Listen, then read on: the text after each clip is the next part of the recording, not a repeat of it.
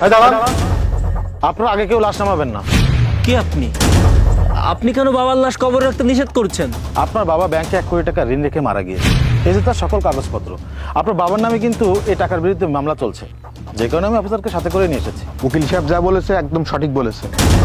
এখন আপনারা বলুন, এই 1 কোটি টাকার দায়ভার কে নেবে? আরে আপনি কি সব উল্টাপাল্টা কথা বলছেন?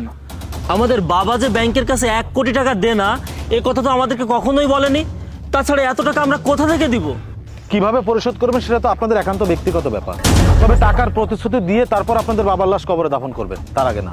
আলামিন ভাই, আপনার বাবার তো সম্পদের কোনো হিসাব নাই। আল্লাহ পাক তারে অনেক সম্পদের মালিক করেছেন এবং সেই তৌফিকও দান করেছেন।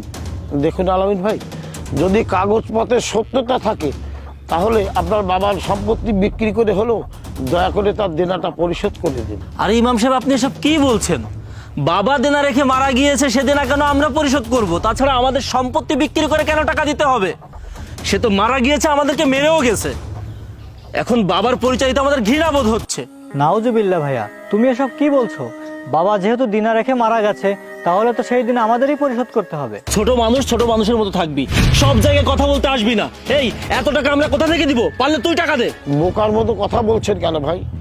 পিতা মাতার দেনা রেখে যদি পৃথিবী থেকে চিরবিদায় নিয়ে চলে যায়, তাহলে তার সন্তানদিরাই তো দেনা পরিশোধ করবে, এটাই তো বাস্তবতা।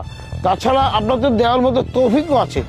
কি বলেন রাকিব ভাই? দেখুন ইমাম সাহেব, যেখানে বড় ভাই কথা বলছে সেখানে আমি কোনো কথা বলতে পারবো না, আর যেখানে বড় ভাই টাকা দিতে রাজি হচ্ছে না সেখানে আমিও কোনো টাকা দিতে পারবো না। বড় ভাই, মেজো ভাই, তোমরা যেহেতু বাবার দেনা পরিশোধ করতে চাচ্ছ না, সেহেতু আমি একজন হাফেজ হয়ে বাবাকে এভাবে দেনা রেখে আমি বাবাকে দাফন করতে দিব না। আমি যেভাবে হোক বাবার এই 1 কোটি টাকা পরিশোধ করব।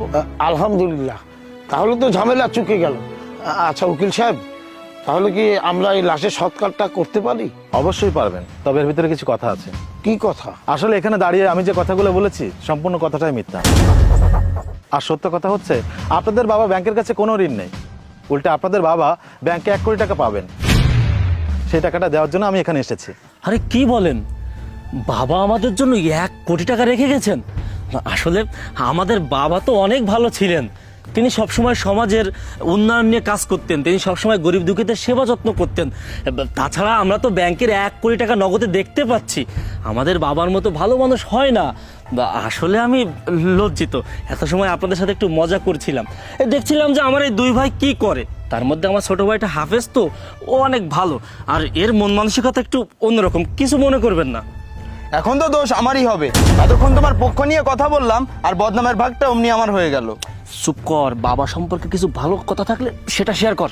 আর বাবা সম্পর্কে বলতে গেলে দিনের পর দিন শেষ হয়ে যাবে, রাতের পর রাত শেষ হবে, তবুও বাবা সম্পর্কে বলা শেষ হবে না। আসলে আমাদের বাবা আমাদের জন্য অনেক কিছুই করে গেছেন।